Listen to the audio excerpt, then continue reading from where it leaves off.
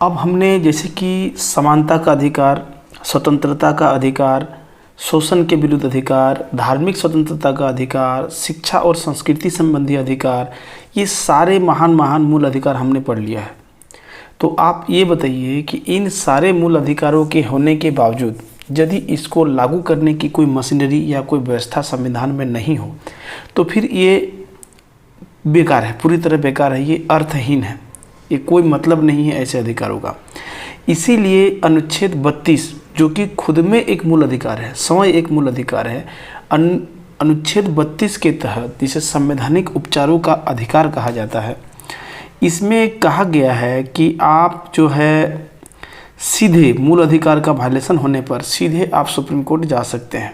ठीक है, तो हम इसमें देखते हैं कि अनुच्छेद 32 इतना क्यों महत्वपूर्ण है, क्यों इसे संविधान का रक्षक कहा जाता है। तो डॉक्टर अंबेडकर ने इसीलिए इसे कहा था कि यह अनुच्छेद जिसके बिना संविधान अर्थहीन है, यह संविधान का आत्मा और हृदय है।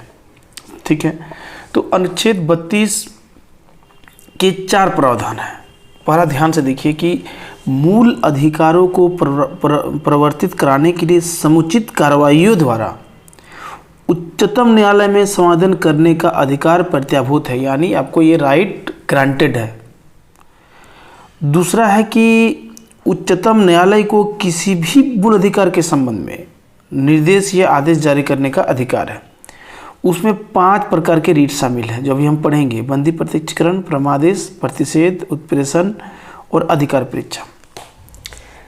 तीसरी बात है कि उच्चतम न्यायालय में जाने के इस अधिकार को संविधान के अलावा निलंबित नहीं किया जा सकता है। जैसे राष्ट्रीय आपातकाल में जो अनुच्छेद 359 है के तहत इसको स्थगित किया जा सकता है, मतलब संविधान के अलावा और अन्य कारण से इसे निलंबित नहीं किया जा सकता। संसद को शक्ति है कि वह किसी भी अन्य न्यायालय को सभी प्रकार के निर्देश, आदेश या रीट जारी करने की शक्ति प्रदान करे।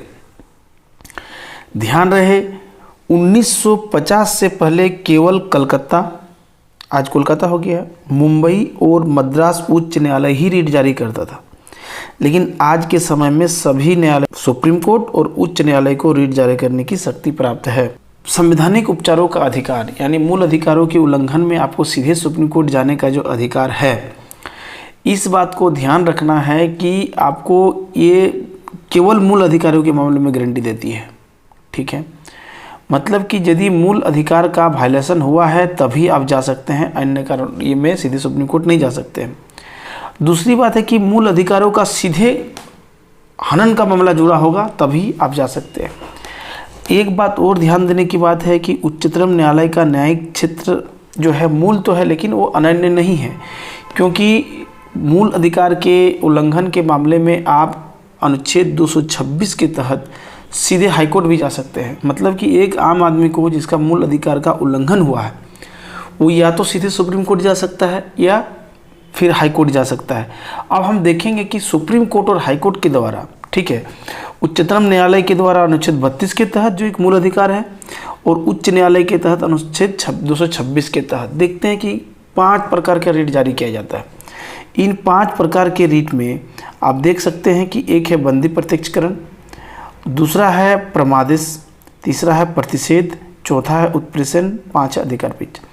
तो ये पांचों रीट जो है उच्चतम न्यायालय और उच्च न्यायालय के द्वारा जारी किया जाता है।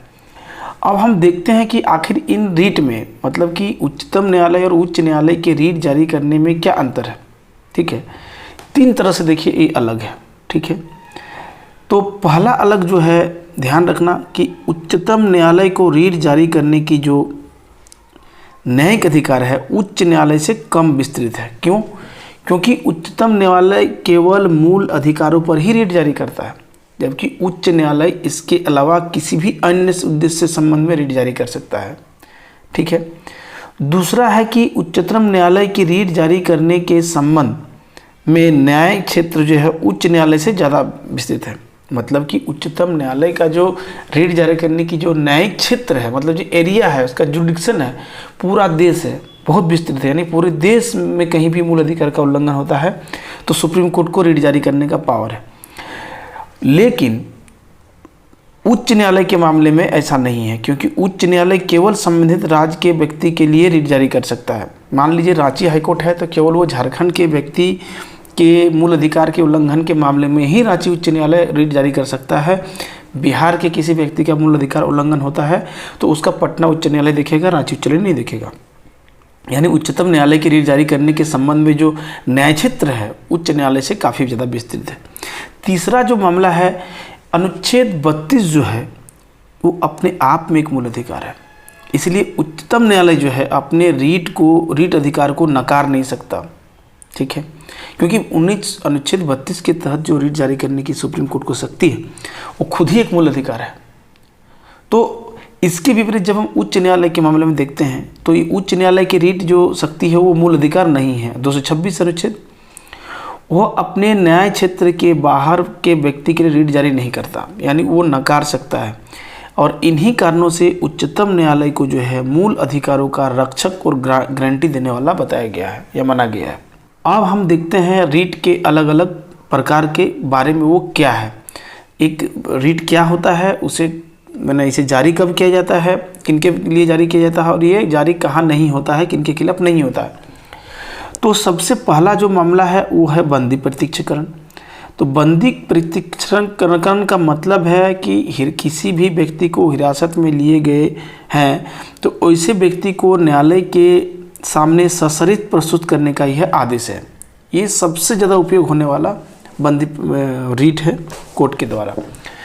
यदि न्यायालय द्वारा देखता है कि जो हिरासत जिस व्यक्ति को लिया गया है वो अवैध है तो उसे वो जबरन है तो उसे स्वतंत्र करने का या छोड़ने का आदेश दे सकता है।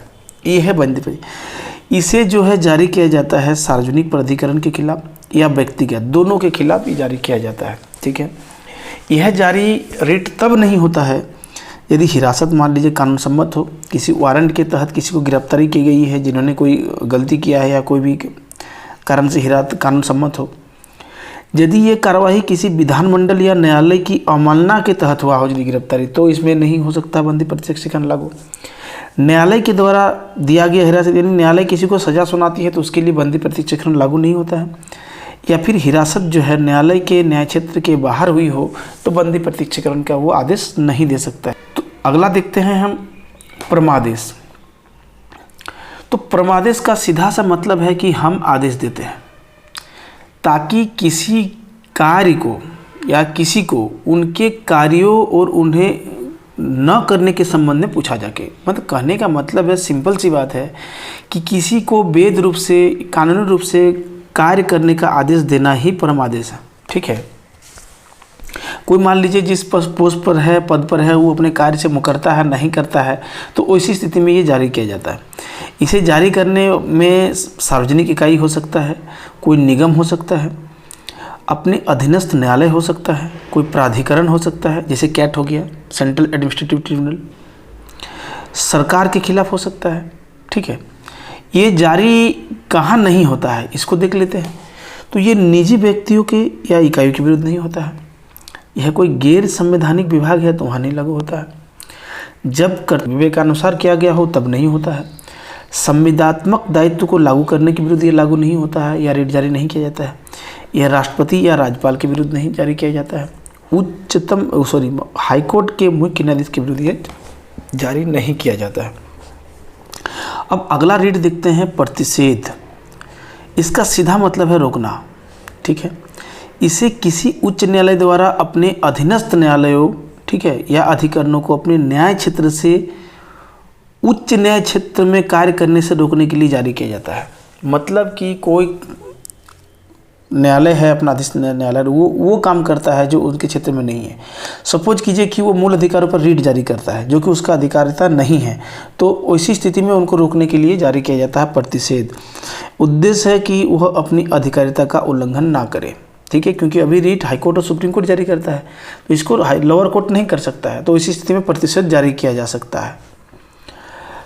ये न्यायिक प्राधिकरणों के खिलाफ जारी किया जा सकता है। ठीक है, दूसरा है ये अर्ध न्यायिक प्राधिकरणों, जो ट्रिब्यूनल वगैरह होता है। नहीं जो जारी किया जाता है उसमें है प्रशासनिक अधिकरणों को, विधायी निकायों को, निजी व्यक्ति या निकाय के विरुद्ध जारी नहीं किया जाता। अब हम देखते हैं उत्प्रेषण रीट, तो इसका अर्थ है प्रमाणित होना या सूचना देना। इसे कोई उच्च न्यायालय के द्वारा अपने अधीनस्थ न्यायालय को या अधिकरणों को, ठीक है, या फिर कोई लंबित मामला यदि हो उसके कोई न्यायालय के नीचे मामला को उसको कहीं और ट्रांसफ़र करना या जल्दी डिस्पोजल करना, ख़त्म करना हो, तो इसी स्थिति में किसी को अतिरिक्त न्याय या फिर न्याय क्षेत्र की कमी, मान लीजिए किसी के अपने क्षेत्र के से ज़्यादा काम करता है या किसी को न्याय क्षेत्र में कमी करना है, ठीक है, या फिर कोई बिना अधिकारिता के कार्य करता है या उसका उल्लंघन करता है, मतलब जो उनका पावर नहीं है उसके बावजूद वो काम कर रहा है, या कोई जो आदेश देने का पावर नहीं है वो आदेश देता है, यानी अवैध आदेश देता है, तो ऐसे स्थिति में उत्प्रेषण रीट जारी किया जाता है। ये जो जारी किया जाता है किनके खिलाफ, ये कब किया जाता है, तो मैंने अभी पढ़ा, इसे जारी किया जाता है न्यायिक प्राधिकरणों के खिलाफ, अर्ध न्यायिक प्राधिकरणों के खिलाफ, व्यक्तियों के अधिकारों को प्रभावित करने वाले प्रशासनिक अधिकरणों के खिलाफ। ध्यान रहे कि ये जो लास्ट वाला है ये पहले जारी नहीं होता था, लेकिन बाद में कोर्ट के आदेश से ये जारी होना शुरू हुआ। अभी जारी नहीं होता है विधायी निकायों के खिलाफ, ठीक है, निजी व्यक्ति या निकाय के विरुद्ध जारी नहीं किया जाता। अब अंतिम देखते हैं अधिकार परीक्षा। इसका अर्थ है किसी प्राधिकृत या वारंट के द्वारा, ठीक है, इसका सिंपल सा अर्थ है, मतलब कि लोक पद को धारण करने के किसी व्यक्ति के दावे के बारे में लोकहित में कानूनी स्थिति को स्पष्ट करना। मतलब कोई व्यक्ति जो कोई पद धारण किया है उसकी वो कानूनी हकदार है या नहीं है, इसको स्पष्ट करना। जैसे कि किसी व्यक्ति द्वारा मान लीजिए लोक कार्यालय के अवैध अनाधिकार ग्रहण करने से रोकना, किसी व्यक्ति के लोकहित में उस पद के लायक है या नहीं, उसको उस कानूनी स्थिति को स्पष्ट करता है।